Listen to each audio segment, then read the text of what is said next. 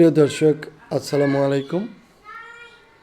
আপনাদের মাঝে হাজির হয়েছে আরও একটি নতুন ভিডিও নিয়ে। আজকের ভিডিওতে আমরা আলোচনা করব আমার হাতে থাকা প্লাস্টিকের তৈরি এই সাদা টপ ফুল নিয়ে। দেখেন, এই সাদা রঙের এই ফুলগুলো কিন্তু এগুলো সম্পূর্ণ প্লাস্টিকের তৈরি, এগুলো কিন্তু আসল নয়। আসলে এই ফুলগুলো দেখে সবাই মনে করে এটা আসল ফুল।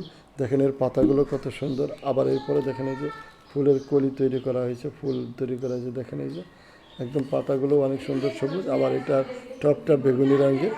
সব কিছু মিলে এই ছোট্ট, একদম ছোট্ট এবং ওজনে অনেক হালকা এই প্লাস্টিকের এই ধরনের টপ ফুল কিন্তু একদম ইজিলি যে কোনো জায়গায় বসানো যায়, এটা রাখা যায়। এটার জন্য কিন্তু আলাদা জায়গা প্রয়োজন পড়ে না।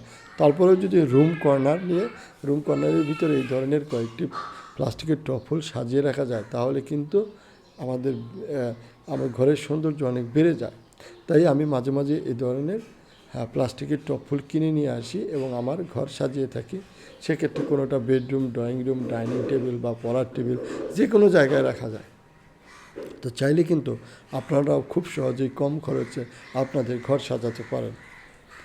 কারণ এই ধরনের প্লাস্টিকের টপ ফুলে কিন্তু অনেকগুলো সুবিধা রয়েছে। আমি যেটা মনে করি, যেরকম আমার কাছে যে বিষয়গুলো ভালো লাগে সেগুলো হলো এই ধরনের প্লাস্টিকের টপ ফুলগুলো সহজে নষ্ট হয় না এবং এগুলো দীর্ঘদিন পর্যন্ত ভালো থাকে এবং এটার জন্য কিন্তু কোনো পরিচর্যাও করতে হয় না। অথচ যদি আমরা একটা ফুল বাগান করতে চাই, সেখানে কিন্তু প্রত্যেকটা ফুল গাছের জন্য কত ধরনের পরিচর্যা করতে হয়, পানি দিতে হয়, গাছগুলোকে আগাছা পরিষ্কার করতে হয়, এরকম অনেক কিছু করতে হয়।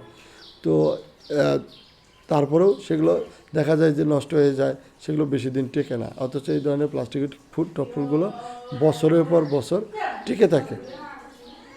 তো আপনাদের কাছে যদি এই প্লাস্টিকের তৈরি সাদা রঙের টপ ফুল ভালো লাগে, তাহলে কিন্তু অবশ্যই এই ভিডিওতে একটা লাইক দিয়ে চ্যানেলটি সাবস্ক্রাইব করে দেবেন।